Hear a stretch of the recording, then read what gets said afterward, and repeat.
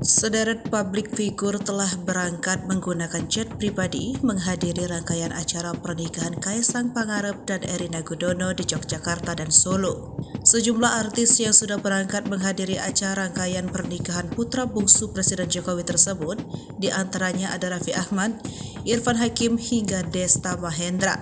Hal tersebut terlihat dalam unggahan Instagram terbaru dari suami Nagita Slavina. Ia mengunggah foto di samping jet pribadi dengan tipe Hawk 400 XP yang akan digunakan untuk terbang ke Yogyakarta dan Solo. Kemudian dalam Instagram cerita milik Raffi, terlihat kebahagiaan Nagita Slavina, Rafathar dan Rayanza yang asik menikmati kemewahan jet pribadi tersebut.